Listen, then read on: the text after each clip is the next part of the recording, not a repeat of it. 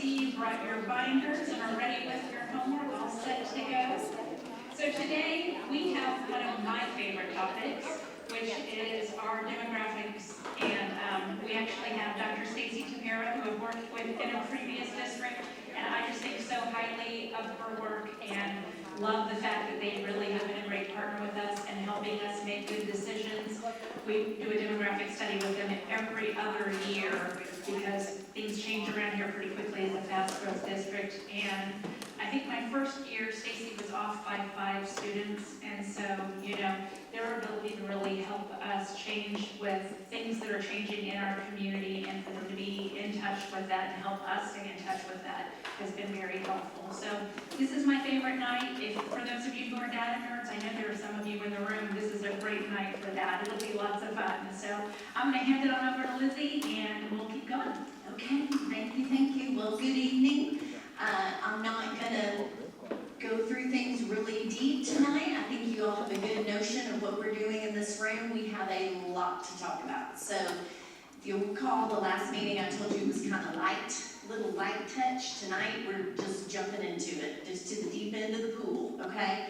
So if y'all will remember, we went through our charge. It's the same charge that we had last time. We'll have it throughout this whole process. And tonight, I think we really look at number 2. We are going to get a lot of data in this room tonight. Not just data about students and your growth, but also data about your facilities. And these go hand in hand. And so, Dr. Tafera is amazing, and she's going to talk about your growth and about students. And, you're going to see a lot of numbers, right? But I want you to make sure you look at your students that are in this room and think about the kids in your buildings. Because it may just be numbers on paper, but these are actual kids that we're talking about. And some of them aren't even kids that you have here yet. And that's the big point tonight. So please keep that in mind as we go through all of this. There's all my info. Some of y'all reached out to me the past couple of weeks. I love that. I got some great emails, good questions, sent you some follow-up information. So please keep doing that. I'm happy to talk and just discuss with y'all and be in good conversation about what we're doing together. So tonight, like I said, is demographics and facility needs assessment. Now, when we talk about facility needs, this is not detailed and granular tonight. That comes in meeting 4. Tonight's high level. You're going to see pictures, images. You're going to get a big overview. The reason we do high level first is because we're going to put you on those buses and we're going to take you out and look at it. Then when we come back to meeting 4, after the tour, we're going to get into those granular details, the actual projects and the cost of those things. So you're going to get this in 2 parts. So don't think ahead just yet. That's coming at meeting 4. Tonight's more big picture. Okay. And y'all know this. Everything we're doing in here, we got to keep going, keep moving. No breaks. If you need a break, go take care of yourself. Go take care of anything you need to do outside of this room. You're not bothering anybody. We've got a lot of good people in the room to answer questions tonight, and they're going to float around during table talk because it's important for them to be able to pull you to the table and ask, you to pull them to the table and ask some sidebar questions. Thank you for being here. It's great to see this room full. That means a lot to the school district and to our students as well. You know these rules. Y'all did so good last time. I saw there were little sidebar conversations sometimes happening, and y'all were like, okay, wait, I want to hear what that person's saying. And that's good because there's a lot of big talk in this room, and sometimes if we're having those sidebar conversations, we don't hear all of it. But y'all were very respectful to each other last time, and I really appreciate that. This is going to be the hard one tonight. Because if you notice your packet, we have a lot of slides. And so the first presentation, you're going to have all of the data, okay, from PASA. And Dr. Tafera is going to go through that. She's going to talk about it. It's going to be real hard not to stop her and ask a question. But I need you to do your best for me and write your questions down, and then we'll ask those at the end when we have our table talk time. In between her stopping and table talk, Elaine is going to jump up, and she's going to talk about some timing. There was a lot of talk in this room last meeting about the high school, the second high school, and the opening date, and some questions about timing. and we want to talk about that because that's what we do in here. If we hear that y'all have concerns and there was a lot of discussion, we want to go through it again. So she's going to show you some slides, some overlays about timing and the long-range facility committee compared to the demographer, compared to what the board decided. You're going to hear all that again tonight, and then we're going to have our table talk and our Q&A time. Okay, so please do me a favor and let's let our presenters get through everything, and then we'll have plenty of time to ask the questions that we have. So here we are at meeting 2. Next time I see you, we're going to get on the bus and go on the tours, and by that point, meeting 4 will roll around. This goes fast, and it goes fast because if we have long time in between, you lose that knowledge that you need to have from one meeting to the next, and so we want to keep this moving and keep you engaged as well. So just a reminder of our overviews. We've talked about all of these, but I just like to show them to you each time we're together. We're not going to be making any decisions tonight. We're going to have a lot of talk, though, and so just remember our gradients of agreement. Sometimes you'll agree with someone 100%, sometimes you won't. But let's make sure everybody at the table gets a chance to talk. You know, one thing I really want to hone in on here, thinking back to the charge, is the board has asked you to be here because they know there is a bond coming, right? This group's not deciding whether or not we're having a bond. This group's putting a bond package together to present to the school board. And so please keep that in your thought as you're moving towards tonight, because all of this data just points straight to that, okay? And then, you know, we have our group decision making. We all came in here separate. We're all going to work together. But tonight, you may hear some drone zone, and that's okay. That's a good part about you being at these tables and knowing each other and getting comfortable with each other. And then we're going to eventually wind up to our consensus. So enough for me. I'm going to turn it over, and we are going to have a lot of numbers coming at us. So get your pens and pencils ready, start making some notes. You've got all the slides there, and then we're going to buckle up and get ready for the ride. Oh, you want to use this one? Yes, sure. It's on. Thank you very much, Lizzie. My name is Stacy Tapera. I'm the president of Population and Survey Analysts. And yes, so our firm has been doing demographic enrollment projections for school districts since the 80s. And so we have a long relationship. I'm going to need to hold it.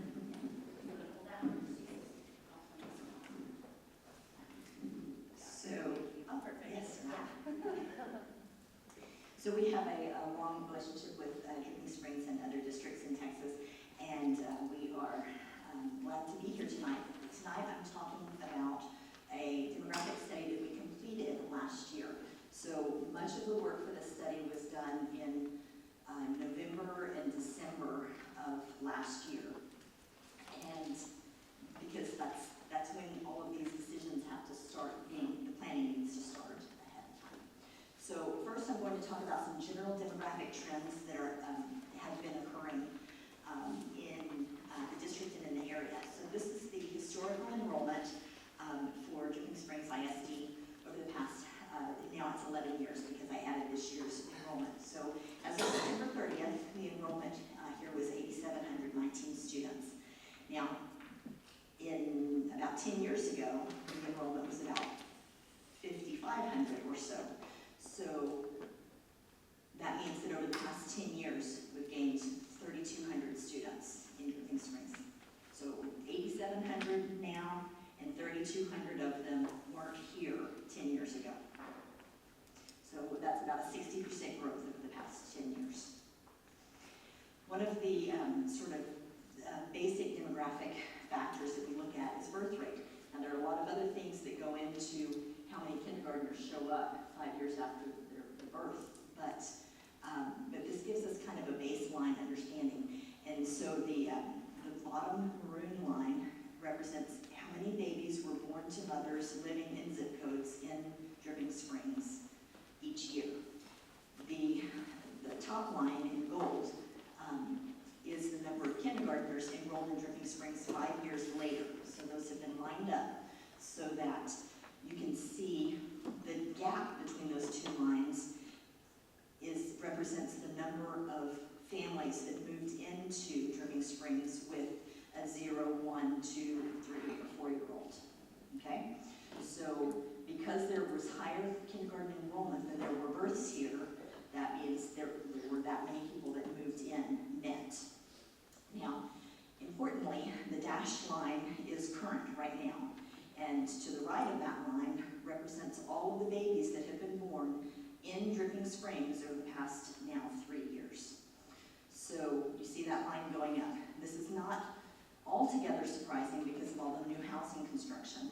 There are more houses, there are more people living in those houses, and so there are going to be more babies being born in those houses. But it also indicates that the kindergarten class might have an uptick in the next few years as a result of births. Again, it's not completely correlated, as you can see, the lines don't match exactly, but it's one indication. So let's talk about the past students and the current students in Dripping Springs. The first thing we do in a study is we take all of the students that are enrolled in Dripping Springs and we place them on the map based on where they live. That's called geocoding. And that's the starting point for our projections. Now, the coloring is a little bit difficult to see on these screens, but the gray dots represent students 4 years ago, 3 years ago. The maroon students represent students right now. And the old students, the previous students are on top. So the only time you can see maroon on this map is where there's a student that lives there right now, but nobody lived there in 21, 22. Okay? So you can see some little clusters like, do I have a pointer here? This, oh, yes, no, oh. Let's see. This is Headwaters, right? It's red because nobody lived in that section of Headwaters in 21. So this is our starting point. The maroon areas, again, are the areas where someone lives now, but no one lived in 21, 22. Now, each home, we calculate for each neighborhood a ratio of students per home. We do this for every single subdivision and apartment complex in the district. Overall, all averaged together, this district has 0.52 students per single-family home and 0.2 students per multifamily home.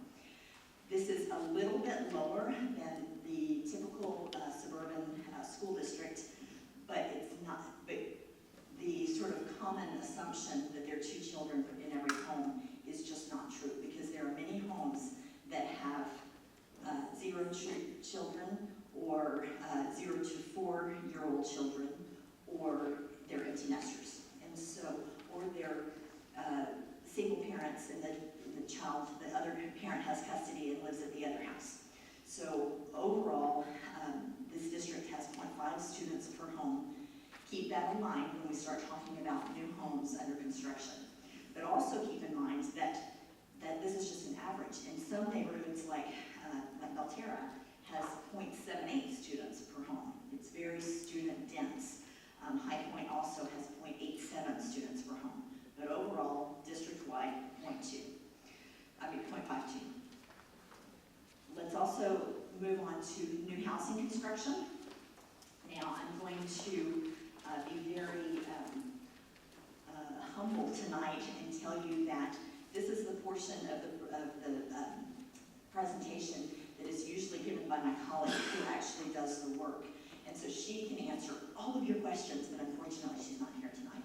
So I can give you an overview, and if you have specific questions about housing developments, you can forward those on to us through Lizzie, and we'll be glad to answer those later.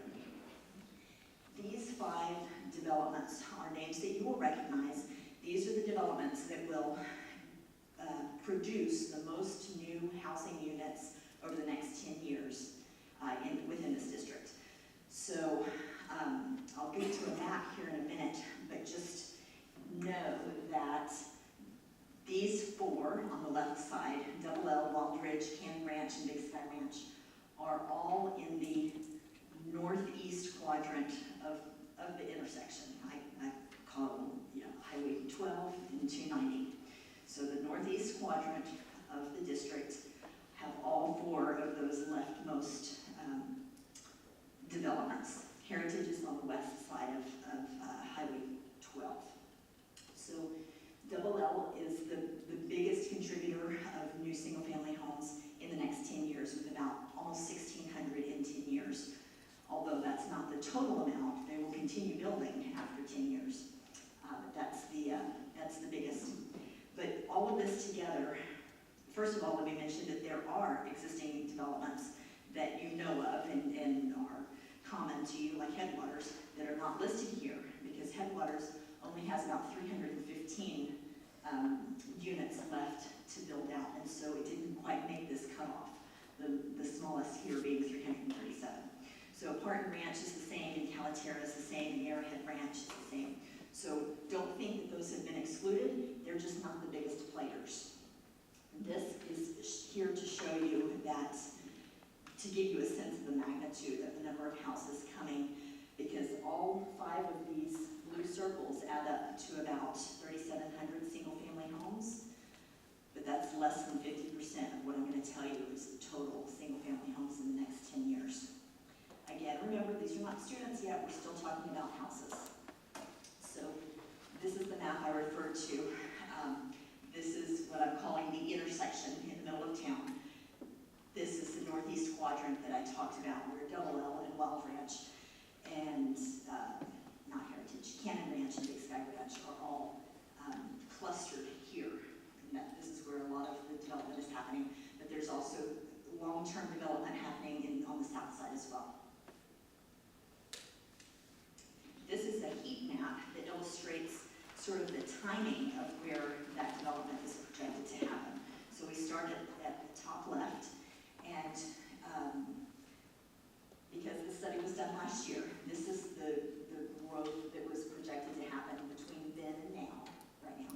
But this is the next 4 years, the next 7 years, and the next 10 years. So as we move through the heat map, you can see how the density, the heat, dark red areas grow and cluster here around the intersection largely. Now, we talked about single family. This is, we're talking about multifamily and rental projections here. There are some 2 neighborhoods in this district that are building single family homes that are designed to be rentals. They're all owned by one owner, and they build all of the houses that look just like every other single family house with a yard and a driveway and a garage, except they will all be rental units. So those, they're called build to rent neighborhoods, and they are included in these numbers. So overall, we're projecting about 2,600 rental property occupancies over the next 10 years. Now, 2 of those are the build to rent neighborhoods I just told you about, and 2 of them, importantly, are seniors only, so 55 and older, age restricted. So those are counted here because they are housing units, but they are not counted later because there will be no students living there. And also keep in mind that although this 2,652 is 20% of the housing that's projected, the students that are yielded from these apartments and rental properties will only be about 13% because there are fewer students per unit in these rental units. And not surprisingly, the rental units are clustered around the 290 and 12, and the 2 build-to-rent units are out here to the west and right here on the southeast quadrant, just south of 290. This represents the total projected new housing occupancies each year for the next 10 years. The maroon bars represent the number of single-family homes. The tan bar represents the multifamily homes. And the blue on top is the age-restricted. So we're just not, for these purposes, we don't even worry about the blue bars. So you can see that the projections grow steadily in the first few years as existing houses, developments such as Big Sky and Headwaters and Parton Ranch, Calaterra, those are building fewer and fewer houses because they're reaching build out, but then they're being replaced by the new developments that are just getting underway, like Headwaters and, like Wild Ridge and Double L and Heritage and Candy Ranch. And so as the existing ones taper off, the market will drive the production of acceleration of construction in the new developments. So as you can see, in the first few years, we're projecting around 700 new homes, single-family homes per year, and that ramps up and then stabilizes at about 1,300 single-family homes per year. And that all sums up to 13,320 new housing occupancies over the next 10 years. Again, this is not students, this is housing units. We'll get to students in a minute. About 80% of these housing units will be single-family units, and about 14% will be multifamily and rental. And so now let's talk about students and how we get to these student projections. We talked a lot about new housing construction here at 10 o'clock on this circle. Housing construction, especially in this district, drives the biggest, it's the biggest factor of driving growth, enrollment growth. And the new houses that I just told you about are going to contribute approximately 300 to 600 students per year to the school district. But we can't just add 300 to 600 students to the current numbers and go on, because it's much more complicated. There are many other factors that go into this. At the very beginning, I talked about birth rates, and you remember seeing that line that went up in the past few years. So over the past 4 years, now 3 years, the birth rates have increased by 40%. And so this will contribute to kindergarten growth in the next few years. However, the kindergarten size is not directly related to those births, because we have seen for the past this year and last year, the kindergarten class was slightly smaller than the year prior, even though it wasn't entirely correlating with the birth decline, because there are other factors, people moving around, etc. We also look at regeneration. So the existing homes, and by neighborhood, which neighborhoods are holding on to their empty nesters as their kids graduate, those empty nesters stay in place, as opposed to which neighborhoods the empty nesters move out and young families move in and regenerate with younger children in the schools.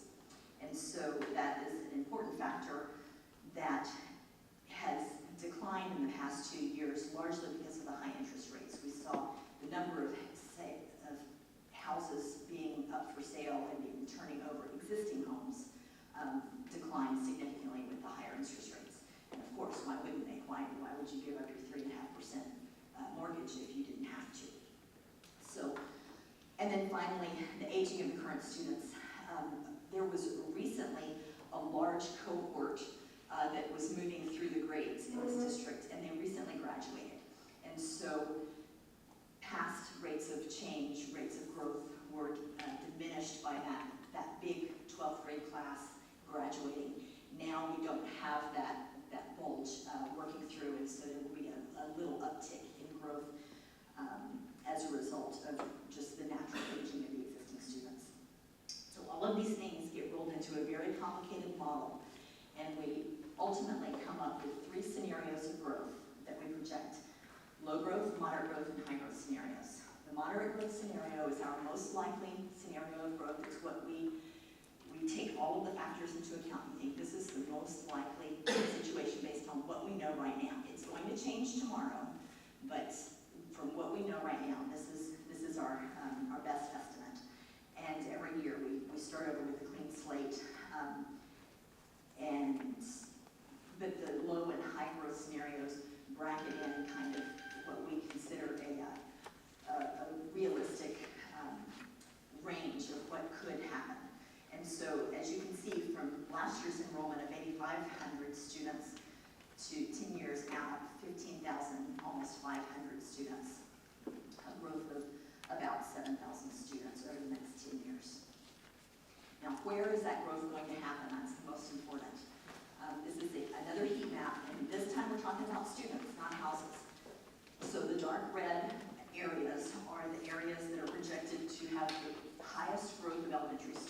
over the next 10 years. And not surprisingly, they're concentrated around the intersection I keep talking about. So this is Double L, for example. This is Headwaters, except just to help you get oriented. But where is this growth happening as related to elementary attendance zones? Well, the green lines are the elementary attendance zones, and the dark red hot spots lie in Dripping Springs Elementary and Walnut Springs Elementary. And how does that translate to total numbers of students per school? Well, over the next 10 years, we can expect about 1,400 new students to live in the Dripping Springs Elementary attendance zone, and about 1,200 new students to live in the Walnut Springs Elementary attendance zone.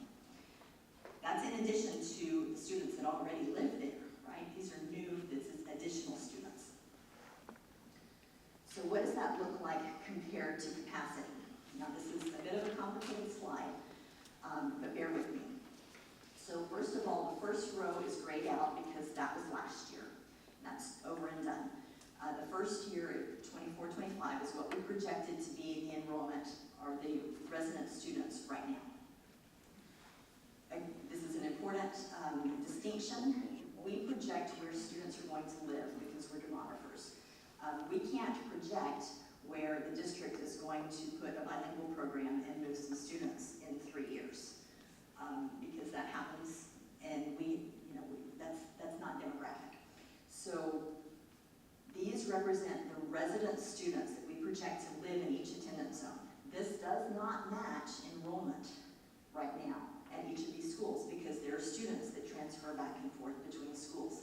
The biggest example in this district is that Dripping Springs here has a net transfer in of 68 students because of the bilingual program. And many of those students are coming from Walnut Springs, and so Walnut Springs has a negative 102 net transfer.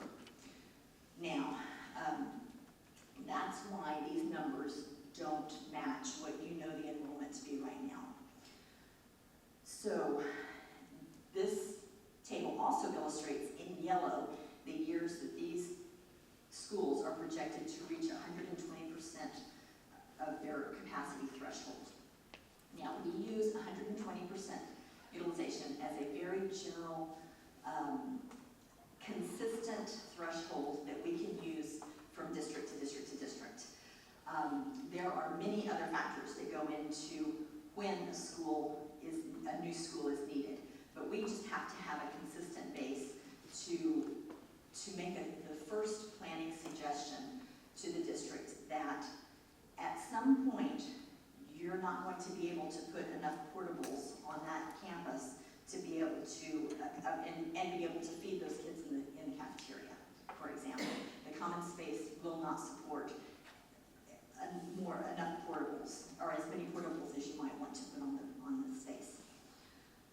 So 120% threshold is just our general marker to indicate that the district needs to dig into the details of that specific school and decide, but sometime soon, and around that time, is going to be need for another campus. And so these numbers suggest that after Elementary 6 is opened in Headwaters, then 2 more elementaries will be needed in the next few years. At the middle school level, 1,500 additional middle school students are projected to live in the Dripping Springs Middle School zone over the next 10 years. And once the expansion of Sycamore Springs Middle School is complete, then we are projecting that the district will reach that 120% utilization threshold by about 2028. And finally, at the high school level, again, all of the same caveats as before, and we are projecting that by 2027, the fall of 27, there could be over 3,000 students, high school students at the high school, and that is the 120% threshold. And so with this, I will turn it over to Elaine, who has some additional information. Thank you very much. Good evening, everybody. You all digested that well, I hope. A lot of information wrap this into the work of the Long Range Facility Planning Committee that met all spring, studying these numbers and making recommendations for campus openings. So the first information I have for you is simply a comparison of the timeline that PASS's group developed compared to the work of the Long Range Facility Plan Committee. So you can see, based on the numbers and the 120% utilization, and remember on the slides that Stacy just showed you, she did not have elementary 6 built into those numbers. We are currently working on attendance zoning, and so we are looking at balancing our campuses in light of when we would be opening campuses. But based on her numbers, she was recommending elementary 7 in 27-28 and elementary 8 in 29-30. You'll also notice in her footnotes that there's a lot of other considerations that go into when you open these schools, such as attendance zoning, other things going on in the district. And so one of the things I really harped on with Long Range was, please don't make me open 3 campuses in 1 year. That will kill my administrative staff. But you're going to see, we almost had to, we have to open 2 in 1 year. So when the Long Range group met and studied the numbers, and I will tell you, they came up with one proposal. We looked at the numbers, we looked at the proposals and the implications, and then they asked to go back and redo the work. And so the final recommendation was shifting everything by 1 year. So elementary 7 opening in 28-29 and elementary 8 in 20-30-31. When you look at the numbers just district-wide, and this is where it gets dangerous because we know the growth is happening on the west side, and you saw the chart with Tripping Springs Elementary and Walnut highlighted in yellow and the large numbers there. When you just look at the totals, it makes you think, oh, we don't have that big of a problem, but we have concentrated problems in the district. So this is why the attendance zoning committee is so critical right now, because we're trying to rezone where we fill up our eastern campuses. But looking just district-wide at our capacity, and you'll notice it's at 5150 and 2526. That does include the capacity for elementary 6. Elementary enrollment in 27-28 overall across the district is 5,264. Capacity is 5150. So we're over capacity, and then the following year we open a new elementary. Same thing with elementary 8. We hit over capacity the year before, and then we open the new campus. So the Long Range Committee looked at the years in which the total enrollment exceeded capacity and then recommended opening those not only based on these overall numbers, but the specific campuses. And so I have you refer to slide 34, and that's in your packet where you go back and you look at the campus numbers, campus by campus. So that's where we landed on elementary. On middle school, it was a push. So in Stacy's information with the board, it was like you could do it in 28-29, you could do it in 29-30. When the committee voted, 1 year got 15 votes, 1 year got 16 votes. So there was a lot of discussion about, which one do we go with? And so I finally said, let's look at numbers right now, this time of year, 24-25, see what our enrollment is doing, and that will help us determine when does middle school free come into play. Also, I've got 1 year, I've got 2 years, no, I've got 1 year here where I'm not opening a campus. So it made sense to put middle school in 29-30.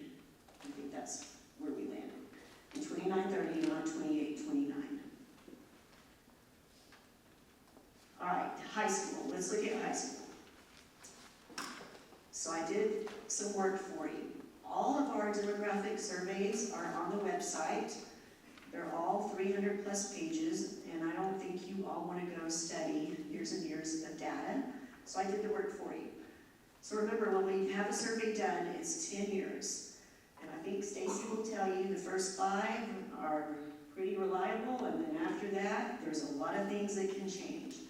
So I went back to the oldest one on our website, May of 2016. There was a study, and again, these are all using that moderate growth projection. That's typically what we use for budgeting and staffing purposes. And so the first line here is what the study showed student enrollment projections to be. Then I took our actual PEIMS snapshot enrollment. So this is our enrollment in the last Friday of October of every year. So that's the consistent point in time. Our enrollment changes throughout the year. So what it was in October is not what it will be in May. But to have a comparison that's apples to apples, we always go back to the PEIMS number in the last Friday of October. And then you can see how the numbers compare. Remember, this was done in 2016. The first 4 years there were pretty close, less than 3% variance until you get to 2020. What happened in 2020? Nothing. The world went crazy, right? So I totally expect 2016 numbers to be off when 2020 comes in. Okay, then I did the same thing. The next one on the website is March 2019. What you're going to notice is the numbers went up from the 2016 survey to 2019. Okay, we're still ahead of March of 2020. So pandemic is nowhere on our radar, but because of what's going on in the district, Stacy's group determined we need to increase our projections. 2019 was pretty close. These are just high school numbers. 11 students off, that's pretty close. 2020 came, we get off. That makes sense. So remember 2020, 21, 22 was just crazy when it came to predicting anything. The next one is March 2021. Now you'll notice we actually lowered the projections. And again, this is a 10-year period, so the date ranges are going to change because now we're looking 10 more years into the future. Still pretty close in 2021, 9 students off, and then 22 and 23, again, back in March of 21, who knew housing prices were going to go crazy, inflation was going to happen, interest rates were going to go up. So that's those 3 years. Fast forward to May of 22, had a new study. I have 2026 and 2027 highlighted because this is the data that was used for bond planning in November of 22. That was the most recent data we had. And so for high school, we were projecting 3,128 in 2026 and 3,339 in 2027. Went to bond in November. We know what happened. And so for the new long-range facility committee, we had another study. That information was delivered in January of this year. The projections were lowered. And so now for 27, we're projecting just over 3,000 students, 3,019, where previously for 27 it was 3,339. When the bond failed in November, that put us back at least 6 months. And so we were looking at a phased construction of High School 2 to open it in 2027. So I'm looking at numbers. My numbers for 2028 are projected to be 3,220. 27 was 3,339, so I'm below where we projected 27 numbers to be. I don't really want to do a phased construction for a campus, so it made sense to say, let's move the opening to 2028. So that's the justification behind that. This is what the long-range recommendation initially looked like when we met in the spring. We said, okay, high school 2 is going to open in the 27-28 school year.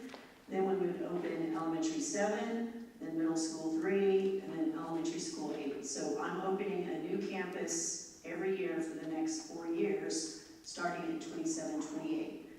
For the reasons that I just mentioned, we moved high school 2 to 28-29. I don't love opening a high school and an elementary or any campus in the same year, but it's sure better than opening a high school and a middle school. And so that's why middle school 3 is sandwiched in between the 2 elementaries and not in the same year as a high school. Okay, someone asked after the last meeting, I showed you when we went to bond in those years, and someone asked if you could do that with district enrollment. And so what I've done here is the bars represent our enrollment numbers, and then if it's red, that is the school year in which we went to bond. I think every bond I've been a part of here was in May, so that's the last year of that school year, so if it's 2014-15, then it would have been a May 2015 bond, except for the November 22. So we typically do bond elections in May. So if you're confused about the years, it's just that's the school year in which it happened. And then I put the dollar amount of each bond up there for you. So I don't know if this data is helpful, but it was requested, and that is what it looks like.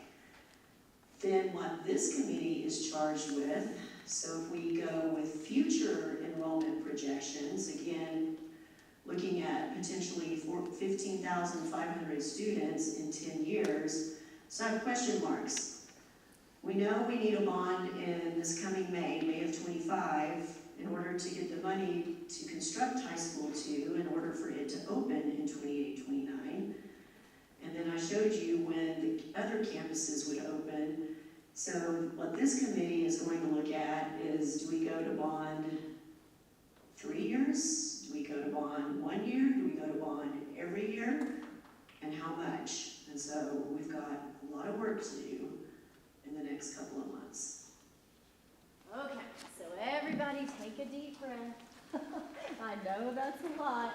And I'm going to give you about 10 minutes to have some talk at your table. And we're going to circulate in case there's sidebar questions that you want answered before you formulate your table questions, okay? So go ahead and dig in. This back together to the big group, and I'm going to pass my mic off to Stacy, and so she has a mic. Explain how long she has one. And facilitators, remember, we need you to use your table mic so our recording picks that up. And I'm going to start with Maureen because her table is it is on top of it tonight. Okay, so get everybody's attention. All right. Okay, Maureen. We don't have any questions, but we did have robust conversations. Fantastic. And mostly it was centered around the idea of the 120% capacity and, how often, voter fatigue basically, how often can you ask people to go back to bond? And, that balance between the two of not wanting schools to be too large, but then also not overburdening the community. Sure, that's great point. Okay, table one. I think a lot of our conversation was really just on the decision to delay High School 2, and just, I guess the biggest thing is there room to discuss this, or is that decision made? And then just maybe some more information about why 20 works better. We're answering that right. Okay, the numbers support delaying it. The construction time frame, because the bond failed, that pushed back at least 6 months. It's about 32 months to build a high school, so that's a long runway. If we try to open it for 27-28, like I said, it would be a phased construction, meaning you've got students in a campus and we're still doing construction on it. That's always fun. And then if you just look at the numbers from an operational standpoint, this has not been decided yet, but I can't open a 2,500 student capacity building with 600 kids.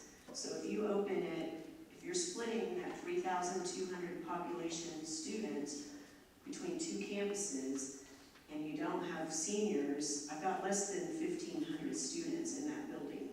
I still have principals, nurses, counselors, so operationally, I might have the funding to open that and run it wisely. So it's financial decision, it's an implication of the federal bond, and just the student numbers support it. And I think this table had the same question, but I'm gonna turn it to them. They have a different one. Okay, great, we had another one. Oh, fantastic, y'all are on the ball, I love it. So this question, I thought was interesting. If we don't pass a bond and the campus is at, say, 150% capacity, are there any legal requirements about dealing with that? I mean, you can put portables up, but fire codes and things like that, and having so many students, what would we do? What would we do? I'm not a facilities expert, but I'm sure fire code would be an issue. The implication there, when you have more students in the core facilities, you're having lunch from 9 a.m. to 2 p.m. I mean, you've got to have multiple lunches because the lunchroom is only a certain size. If it's a high school, parking, traffic just from drop-off, pick-up from all the parents at that campus. And a lot of our campuses are pretty much landlocked as far as usable land to put a portable. So when you look at Sycamore, I mean, I don't know where I would put more portables on that campus. So that's why that one is being expanded, plus that was planned. So there's a lot of implications. So that 120% is kind of that sweet spot of the facility can still handle it, but it's time and it's the most efficient use. You don't want to open a campus and fill it with 300 kids, right? And so you've got to get your student population overall to the point where it will support another facility from an operational standpoint and not strain the campus that is overcrowded. Okay, Jen? So we had a lot of good conversation about the kind of shift in the Dripping Springs community and how much, if any, the homeschool community has grown here, and if that would statistically impact our numbers, and if it is statistically making an impact on the growth in our area. So I know that hasn't factored in, but we had a good party conversation about that. And then just our question is really financial in nature about when we're going to talk about bonding capacity. And it looks like that's probably going to be meeting 5, but what is the capacity and when is that going to be? And everybody always wants to jump to the dollars, right? That is in meeting 5. We will have the district's financial advisor here to talk about bond capacity. 4 is when we get into the details of all the identified projects, so you will know what we've identified, and then we'll marry that up in meeting 5 with what is our bonding capacity, and that's when the really hard decisions come into play. And I think ours is probably for a later date as well. I think our discussion really revolved around how do we know, or how can we figure out accurately what we need right now and how much we can ask for, so you're not coming back, like you said, 3 times in the next 4 years trying to ask for another bond, and be able to access that as quickly as possible to build the schools that we know are coming. Yeah, so, I mean, we're baby stepping through this whole process, because if I brought you all that information in one meeting, we would be here 8 hours at least. So we're giving you information as we get it and as we work on it, and then we'll marry it all together, and you'll have all the information to make these fun decisions. All right, great. If there were parking lot questions, things that didn't get answered, throw those on a Post-it note. Make sure we get those at the end. At this time, I'm going to turn it over. Thank you, Stacy. Great Yes, job. thank you so much for Appreciate being here. it. And I'm going to turn it over to James, and he's Now, going to he's take gonna us turn it to me, through and then I'm gonna turn it to you. Okay, all right, fantastic. Okay, we're gonna switch gears and talk about facilities. So on the agenda, it said facility needs assessment. What are we talking about here, and how do we get here? So a facility needs assessment is looking at our current facilities that are on the ground, what is going on with them, what needs to be addressed. So the process for developing this is you can have a third party come in and study your campus, your facility, make a determination.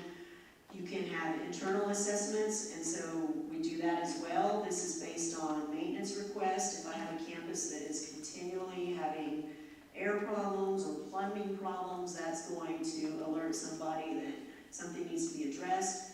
Visual inspections, I mean, I can walk around our campuses all the time and go, oh, look, these ceiling tiles are stained. We must have a roof leak. Campus leaders, campus principals know their building well, and they know what works, what doesn't work, what's broken, equipment age. It's real easy for me to go, oh, our campuses are all new here. But then when you look at the actual years, 2000 doesn't seem that long ago to me, but that's 24 years ago. So we look at the age of our equipment. James has been visiting with every campus principal and department head. And when I talk about department heads, I'm talking about athletics, band. They know what is going on with their fields. They know what is going on with their instruments, those big ticket items that strain the M&O budget. And then as an administrative team, we review this. There might be something a campus principal wants to put on the list, and we're like, no, we're not putting that in a bond. We'll address that another way. So this is the process for getting here.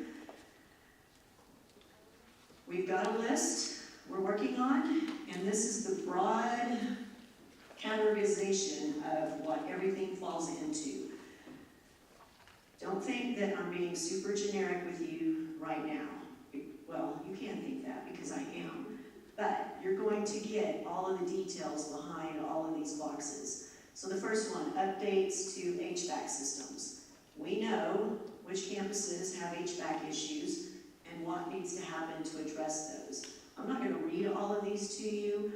There's a lot that say replacement growth, technology, equipment, buses, vehicles. Why on earth would we put these on here for consideration by a bond committee? Because we have very limited funds on the operations side.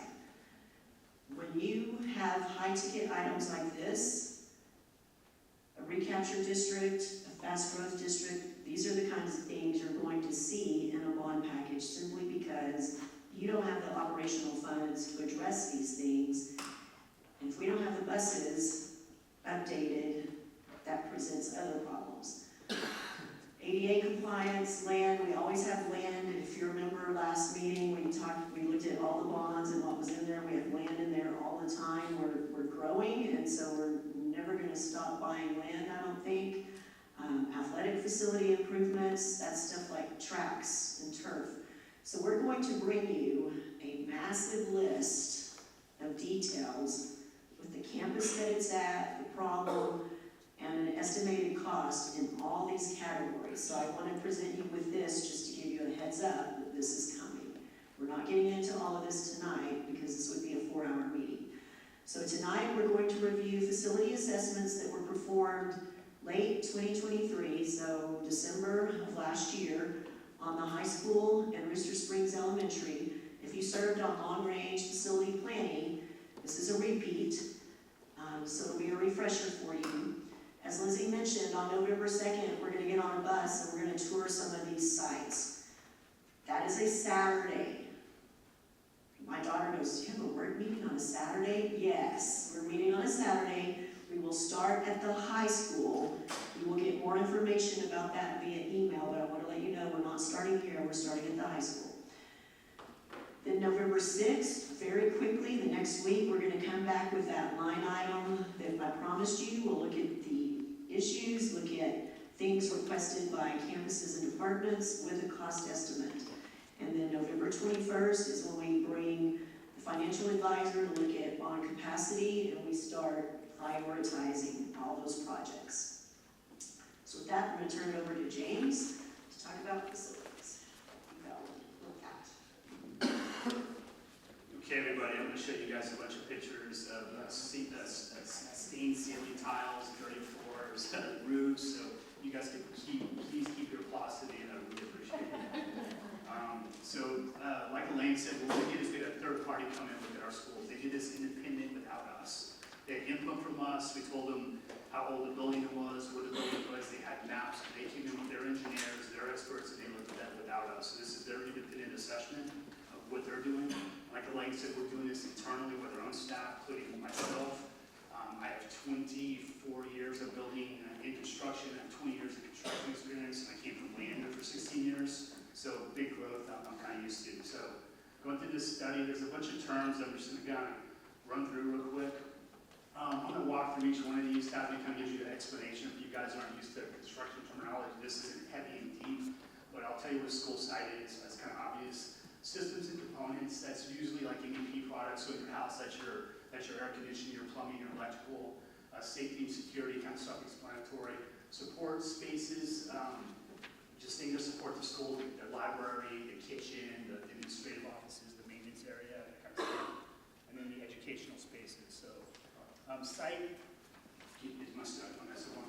Site is, like I said, kind of obvious, but it's the site. It's where the school's at. So it's the playgrounds, the drainage, the parking, the student loading, the pedestrian walkways, the access to the sidewalks. So everything that's outside of the school building is the site. And there is some ADA compliance there of us getting on our site. So those crosswalks, we need a wheelchair cross, all that kind of stuff. So that kind of goes into the site. It's also on the next slide too.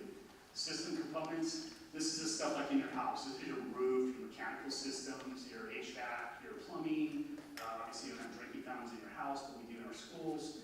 Restrooms, flooring, doors, cabinets, ceilings, and again, that ADA compliance.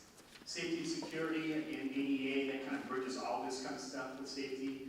Life cycle safety is, safety systems is like your sprinkler system, your fire alarm. Campus security, cameras, doors, hardware that locks down, fencing, and then just the best practices. Support spaces, again, this is your cafeteria, your nurse's clinic, your reception, your teacher's lounge, your mid-space spaces, anything that supports the students on that campus.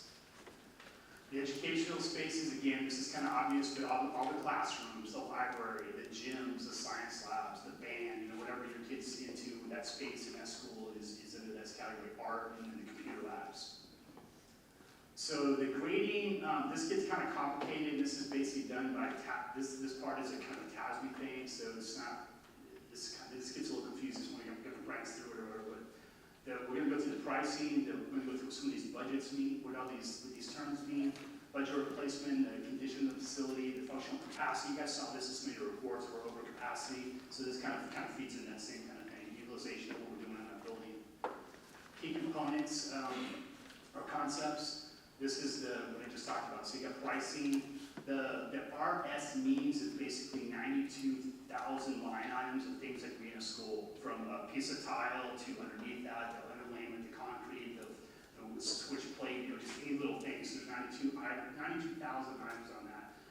The replacement budget, if we were to build a school brand new, what that costs. The index, functional capacity, again, we talked about that in our last presentation. The utilization of that school, again, that goes back to the CASA report. Campus finance, so we're going to bring you guys, there's really two main ones on this. This is Dripping Springs High School and Rooster Springs Elementary School. The Dripping Springs Middle School is mainly the track and the stadium, and the Sycamore Springs aspect of this is the track and the turf out the back. So Rooster Springs was built in 2007, obviously 17 years old. Square foot is about 110,000 square feet. If we were to build this school brand new, just like it is today, roughly that'd be about $61 million and some change.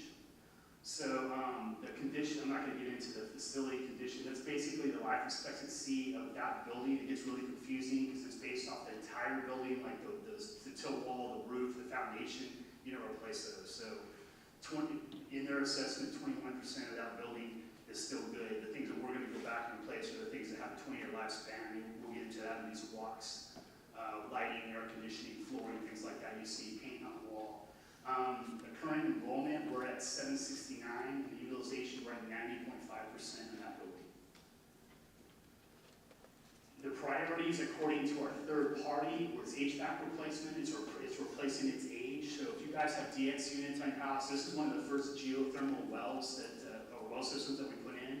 This is going on, again, 17, 18 years from the replacement is 20.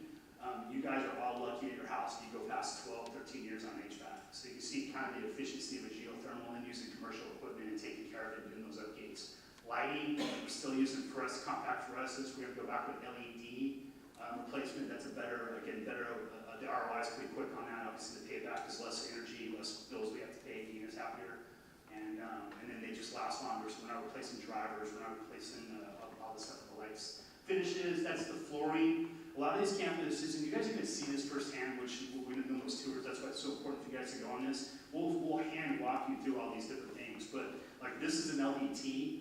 I'm just pointing to this floor because it doesn't take wax. So our old systems are the old floors are the VCT. We spend more per year to take care of and wax than it did cost to put the floor down.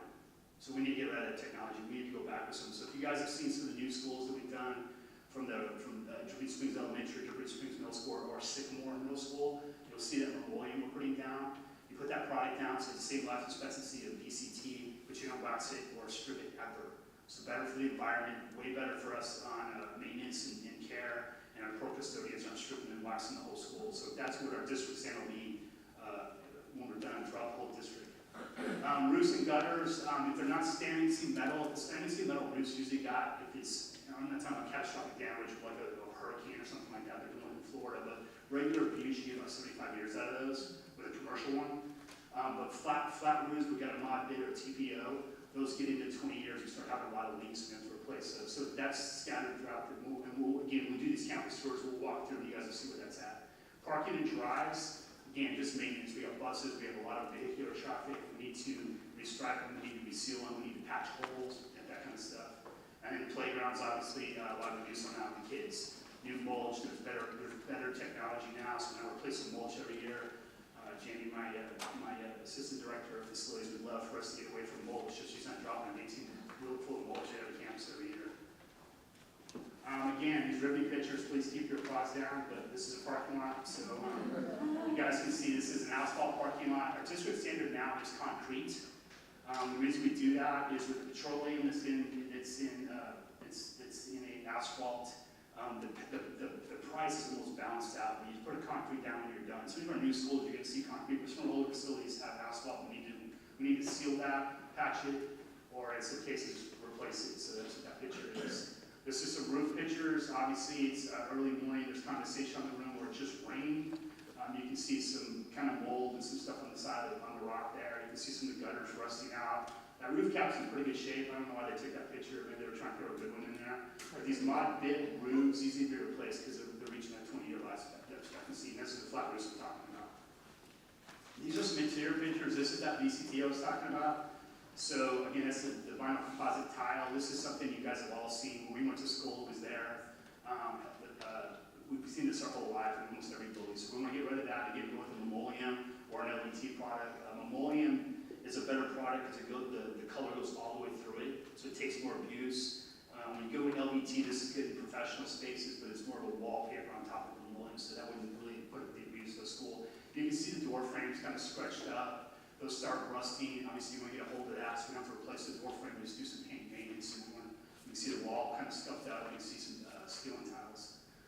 Outdoor playground equipment, we really try to cover this. The playground equipment that we buy is made for commercial use, but we're obviously in Texas, so we want to cover these things. The ones that aren't covered, still more abuse, more rust, the plastic parts wear out. So this is one of those that we want to cover and replace some of these pieces that are kind of getting wore out. I'm going to flip over to Dripping Springs High School. This was built in 1996. They had additions in 2020 and 2010. The main part of the building is 28 years old. The square footage of the main facility is about 450,000 square feet. That doesn't include the field house and the stuff across the tennis center and the back of baseball and all that. But the main part of the building is at 450,000 square feet. The replacement cost to build that right now is $288 million to build something similar to that. Again, the condition budget, I'm not going to get into that. The index, 18%. The whole facility capacity is at 2,500. Current enrollment is 2554. Again, this all ties back to our PASO reports. You guys will see those utilization reports. That's where these numbers come in. And we're utilizing 103% of that school right now. Somebody asked the question, I think it was this table that asked the question about putting the portables at the high school. You do have to go through fire code things. And the outside part we tie, the portals we tie to that school, what it really hurts you is those core facilities. Like, so you're eating lunch for 4 periods. You can't put the whole school inside the gym for a pep rally. That would be against fire code because we can't hold that. So it really hits those core areas is really where it starts hurting you. If you have kids in soccer or football or cheerleading, now they're competing against 3,000 students to make that squad. It's things like that that are really hard to see, but that you really need to look at. Dripping Springs High School, the same list that we just saw at Brewster Springs. We got HVAC, we got lighting, we got the floor finishes, anything you can basically see in a room, ceiling tiles. A lot of people ask how we do that. They get dingy, they get dirty. We have to get into the ceiling to get to the HVAC. So we take those ceilings down, we'll replace all the lights. Battery going on. Sorry about that. Another riveting picture, you guys, this is on the roofs. This is some of our big air handlers and air conditioning equipment. So you guys are going to see this sitting on the roof. Again, they're reaching their life expectancy. This is the new for refrigeration comes out this year. Actually, the last year you can buy the refrigerator commercial-wise from Trane. Some of the other carriers are still having it. Will be the end of this month. So we're going to be 3 refrigerants below. So we can't even get the refrigerant to fix some of these parts, or it's so expensive to do that. So you get into parts. The manufacturers also on a 20-piece. I get a lot of questions like, why don't you just replace the condensers, replace the fans, replace the boards? The manufacturers stop supporting this stuff. You're 3 refrigerants behind, the technology's way behind, the efficiencies are way behind, and they stop supporting it, so we have to. So if we have one of these HVAC lines break, it's been on refrigeration, it could be not on a big unit, it could be on a smaller unit. It can be cheaper to buy a whole new unit than to buy a drum refrigerant, literally. So that's it. Again, more pictures. You're seeing more of the doors, the door frames, the flooring right there. That's that same VCT we want to get rid of. This is a bathroom, I apologize. You see the tile, you're seeing the partitions that separate the bathroom facilities in there. They get scratched up, they get gone. These are 20 years old, we replace them. They actually got some of the newer technology. They have dimples on them, and it's hard to put graffiti on them. It's pretty neat. So we're putting this in some of our new schools we're trying out. So it would bum me out if I was a kid. You're seeing some stained steel tiles, again, some roof things. There's a roof curve back you're looking at, that wrinkled material. It's just that we go up that flash and you have that whole wall simply. All the little cracks, that's a TPO roof that's been in the sun, in the Texas sun for 20 years. You see all those little cracks. Obviously, we need to repair that. I have this conversation more with my family members than anything else, because they'll say, oh, we had a roof leak, and I'm like, wish you would have told me. You got to get on those roof leaks. You have roof leaks, your house, fix them.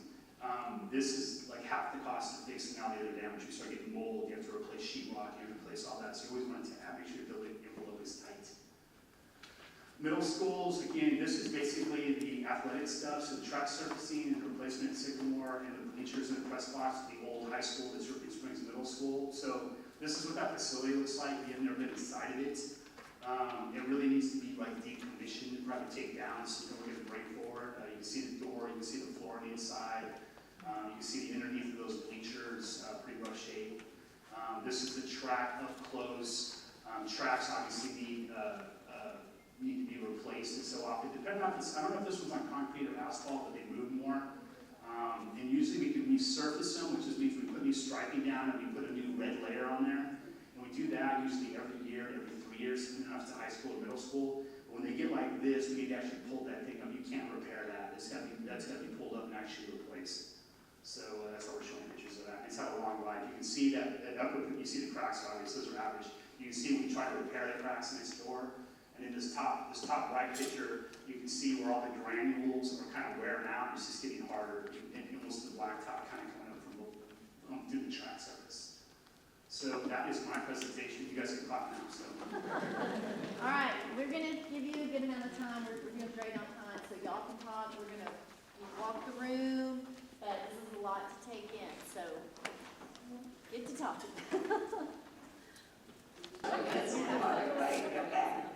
Okay, we're gonna start over here.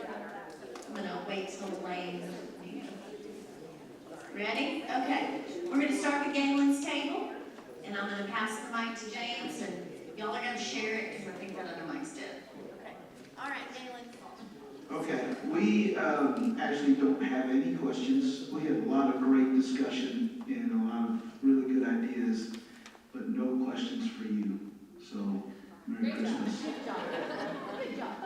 All right, I'm gonna try to remind him to phone a friend, partner. Can bond money be used to accelerate construction? I think this has to do with the methodology, right? How we deliver Yes. things? Maybe? Yes, that's not It's not a good use of money, but yes. The money doesn't really impact the construction timing, so I'm not sure I understand the question. I mean, when we have the authorization, we go.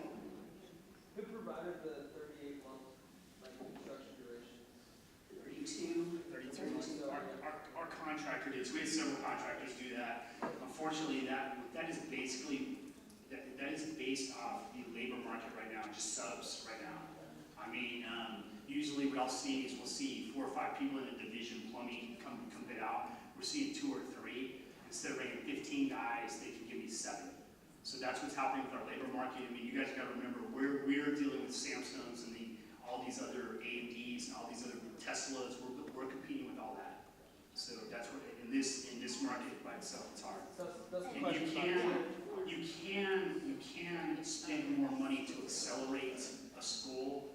I just don't, if you have the time, to me, that's a waste of money. Give the contractor what they need. You paying guys to do overtime so we get a school 4 months early or whatever, the risk reward is just not there. Sometimes you have to do that. If it rains for 4 months, you gotta do whatever you gotta do, but if you plan it right, you shouldn't have to do that.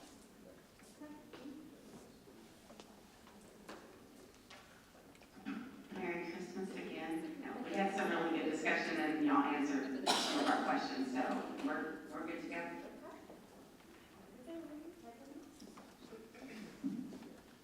Okay, I'm going to do my best with this. I might have to phone a friend.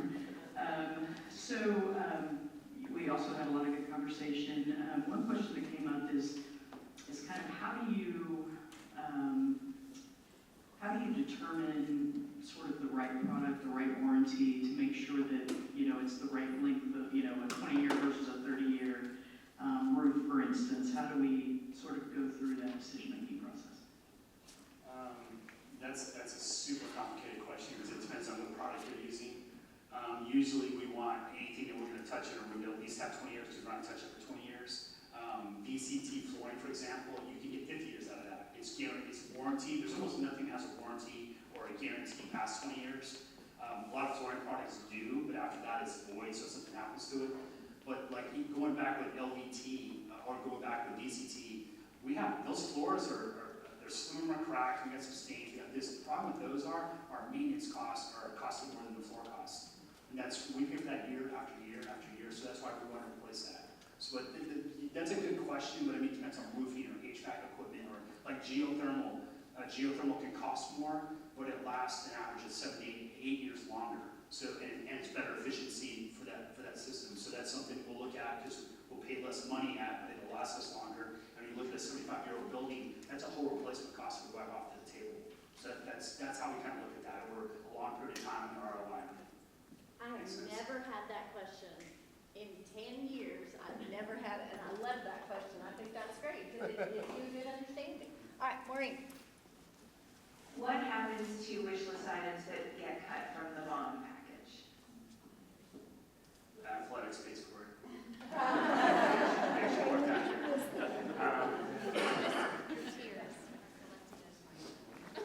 They go on a list, and I'm speaking from prior history here. And then the board, if the board deems that it's really important, they try to find a way to fund it through other resources, fund balance. One year we had money left from enterprise fund and we used it to do some wish list items. If they don't make it on the bond, they go on a list and they either go away or they resurface in the next bond planning, or if the board deems them really, really critical, we find another funding source to get them done. Good question. All right. Okay, thank you very much, great job, all right. So we're gifting y'all some time tonight, it's amazing, as much data and information as we had, y'all did awesome tonight. Table number 3 pointed out, I put a wrong date on a slide. November 21st is November 20th. So we meet on Wednesdays and one Saturday, not a Thursday, so I apologize for that. Fat fingered it, it's the 20th, not the 21st. That one slide, okay, good. All right, so before we leave tonight, I want to ask you a question. Did any of y'all talk to somebody else outside of this committee about what we did last time? If you did, just raise your hand a little bit so I can see. Oh, I love that, thank you. I'm very proud of you, and I want you to continue to do that. You know, I don't always go back to your kids, and we have kids here in the room, and that's why it's so important for us to ask all of these questions and have these important conversations. So thank you so much for doing that and for being here. So any likes about tonight? Anything you'd like to just popcorn out that you liked?